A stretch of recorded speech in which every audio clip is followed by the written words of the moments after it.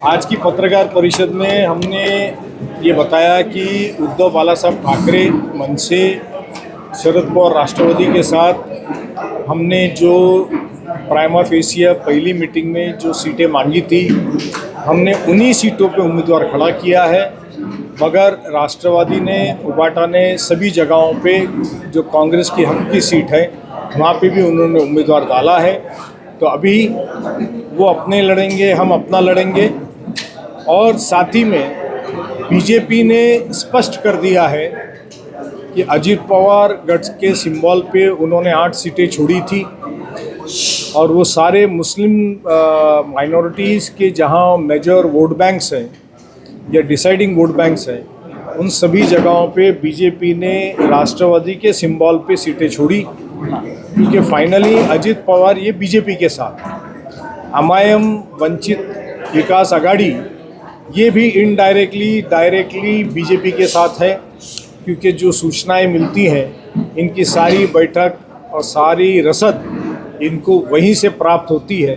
तो ये बात साफ हो गया है कि बीजेपी ने कांग्रेस के गढ़ों में अपना उम्मीदवार डालने की हिम्मत नहीं करी और वहाँ पर इनडायरेक्ट गोरिल्ला लड़ाई लड़ने के लिए वंचित आघाड़ी, एमआईएम, राष्ट्रवादी ये सारों का इस्तेमाल वहाँ पे किया है। पूरे हिंदुस्तान को और महाराष्ट्र को मालूम है कि एकनाथ शिंदे, अजीत पवार और बीजेपी ये एकत्रित रीते राज्य में सरकार चला रही है। केंद्र में सारे इनके खासदार, आमदार ये सब साथ में हैं और महाराष्ट्र में ये कांग्रेस और महाविकास आघाड़ी के विरुद्ध में है। ये कोई छुपी हुई बात नहीं है, ये सब लोग जानते हैं। अब यहाँ पर उनकी युति नहीं हो पाई, वो इस कोशिश में है कि हमारे पे ब्लेम डाला जाए और ये बताया जाए कि हम और शिंदे सेना साथ में है। ये बिल्कुल गलत बात है। शिंदे सेना और हम प्रभाग 13, 14, 17, 24, 19, 20 ये सारी जगहों पे हम अकेले अपना चुनाव लड़ रहे हैं। हम किसी के साथ में छुपी युति नहीं है।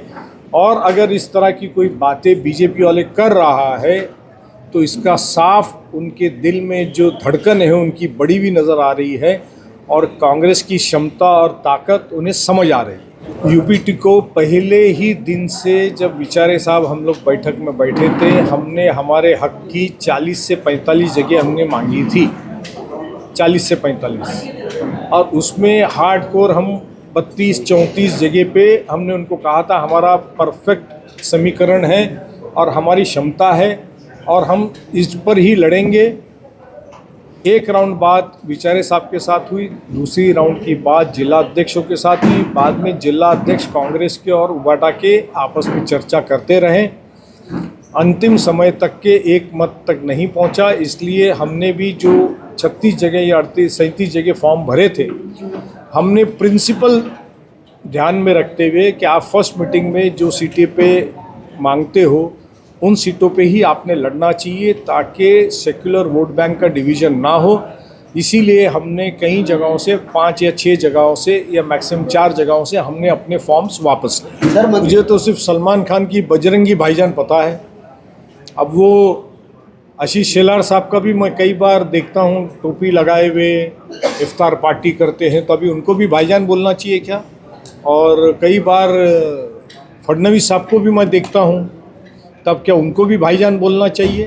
तो भाईजान अल्फाज के मायने होते हैं बड़ा भाई, मराठी में बोलते हैं दादा।